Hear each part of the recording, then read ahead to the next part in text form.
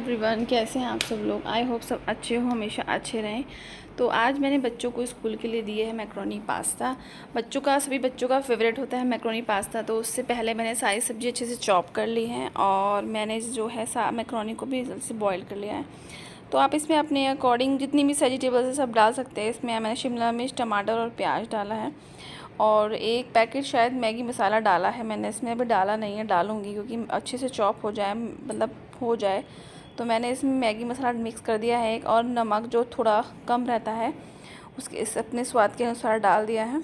तो बच्चों की फेवरेट है। आप इसमें फ्रेश बीन्स, पनीर कुछ भी डाल सकते हैं। आप तो पता नहीं कैसी कैसी बनती हैं, बहुत वैरायटीज़ की बनती हैं। तो मैंने बच्चों के हिसाब से सिंपल सोबर सी बनाई है, बस सारी वेजिटेबल्स मिक्स कर दी है इसमें। तो मेरी जो है मैक्रोनी तैयार हो गई है और बच्चों का टिफ़िन लगा दिया है। उसके बाद मैं नहा धो के आ गई थी पूजा करने के लिए। और पूजा करने के लिए मैंने सबसे पहले अपने कान्हा जी को उठाया और बैठा दिया है, और सारे जो मतलब पूजा के इनसे पूजा करते हैं वो सारे बर्तन, दीपक, घंटी सबको अच्छे से धो लिया है। उसके बाद लास्टली मैंने अपने कान्हा जी को नहलाया है और उनको रेडी कर रही हूँ।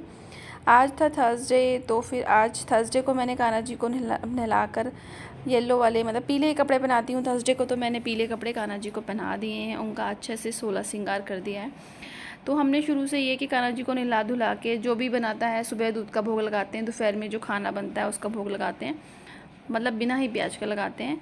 तो शुरू से ही है। फिर रात को जो भी मतलब कोई भी चीज़ बाहर से आती है, मीठा कुछ भी, तो वो उसका भोग हम लगा देते हैं और रात को फिर खाने का भोग, और फिर उनको सुलाते हैं। तो अब बस कान्हा जी को उठा कर नहला धुला के मैंने रेडी कर दिया है। बस मेरी है शिवाय को फिर मैं उठाऊंगी, क्योंकि शिवाय का स्कूल है, थोड़ा लेट हो गया क्योंकि मौसम हल्का ठंडा होना शुरू हुआ गया। तो बस यहाँ मेरी पूजा हो गई थी, दीपक बस जलाना रह गया था। तो बस अब मैं जा रही हूँ शिवाय को उठाने के लिए। यहाँ शिवाय बाबूजी इतनी शांति से सो रहे हैं कि ये नहीं कि उठ जाए, उठाना पड़ता है, मतलब 10-15 मिनट उठाने में लगते हैं। तो मैंने शिवाय को जल्दी से उठाया, ब्रश कराया, थोड़ा मुँह फ्रेश करके नहला धुला के उसको रेडी कर दिया है। तो जीन्स तो उसका आजकल इतना फेवरेट हुआ है कि अगर उसका स्कूल में जीन्स होता है, देखो कितनी सुस्ती उतार रहा है, मतलब रात में देर से सोएगा, टीवी देखेगा। और इस वक्त इतना ज़्यादा मतलब अभी थोड़ा सा उठा है ना, तो 10-15 मिनट उससे फ्रेश होने में लगते हैं।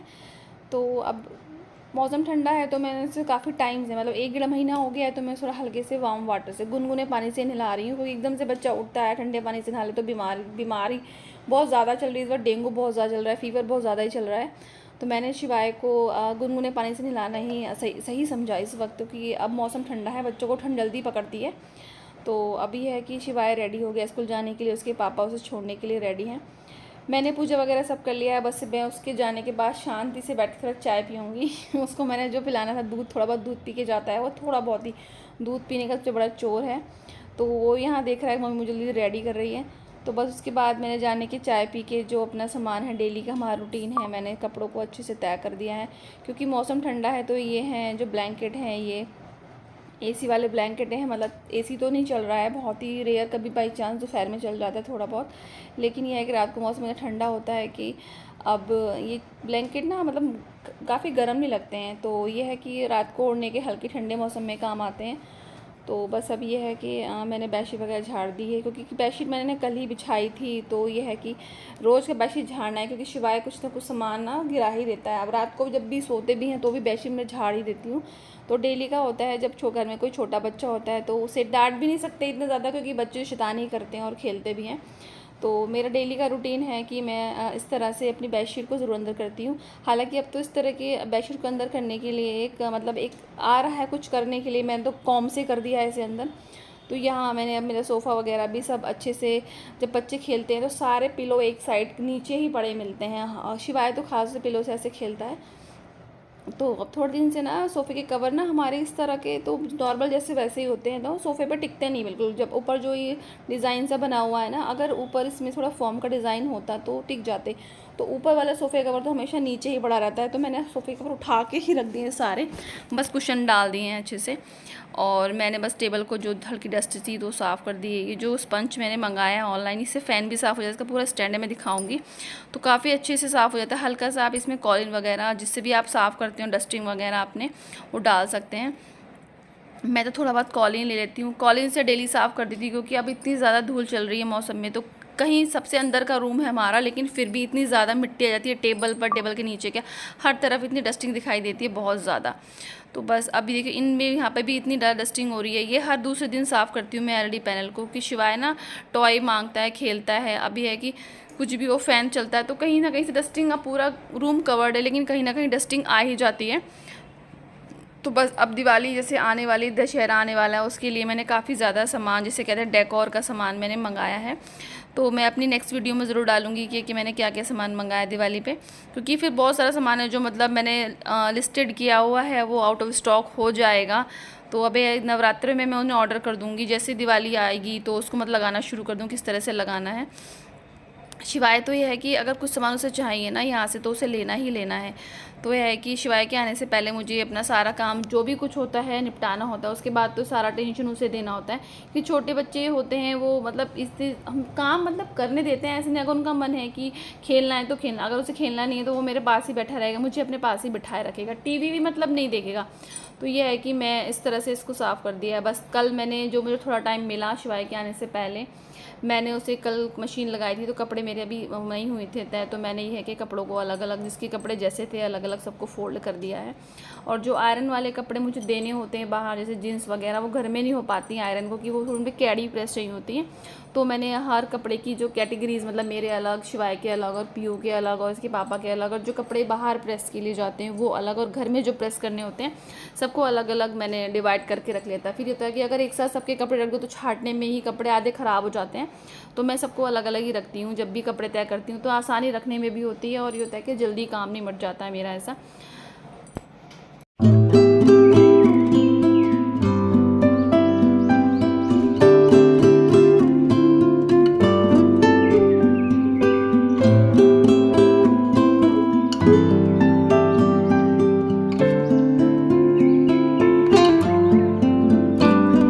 बस अब हो गई थी शाम, बच्चे ट्यूशन पढ़ के जाग चुकी थी, शिवाय भी सोकर जागता था आज। तो यहाँ पर है जो फेवरेट एक डिश बनती है अब सर्दियों में, जैसे सर्दी पास आती रहती है, सिंगाड़े की कचरी बनती है।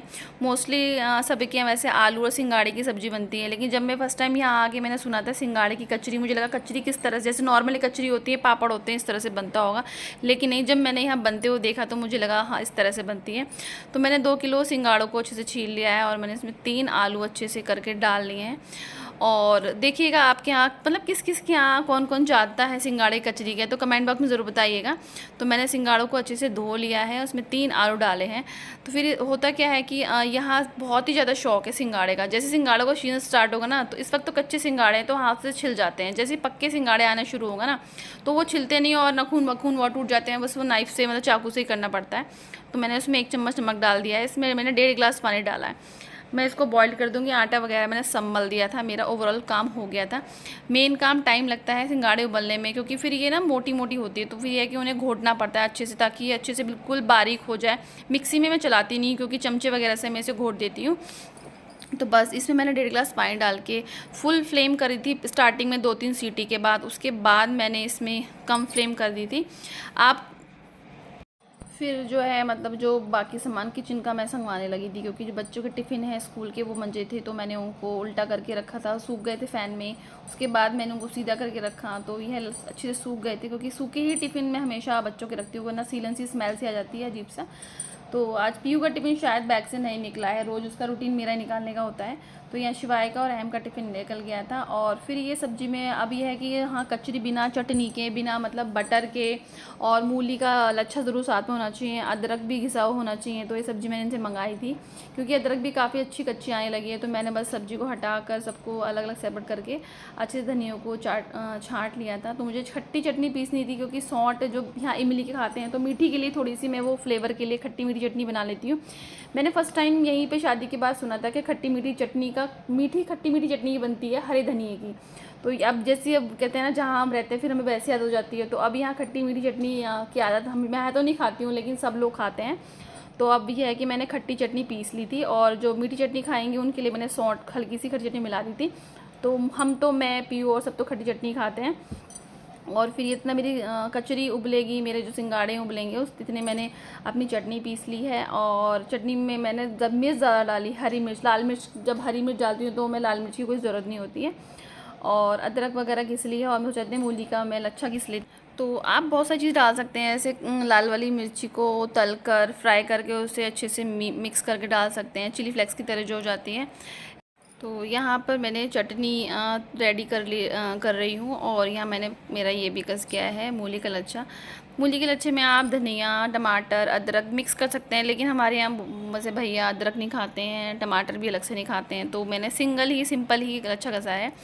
तो बस यहाँ मैंने चटनी में पीसने के लिए खटाई, हल्का सा ज़ीरा और नमक ऐड कर लिया है, क्योंकि ज़्यादा खट्टी नहीं पीसूँगी, सही नॉर्मल पीसूँगी। तो बस मेरी चटनी पिस गई है। वीडियोस अच्छी लगी तो चैनल को सब्सक्राइब ज़रूर कीजिएगा, लाइक करना बिल्कुल मत कीजिएगा प्लीज़। नेक्स्ट वीडियो देखने के लिए चैनल को सब्सक्राइब करना बहुत बहुत ज़रूरी है। तो बाय।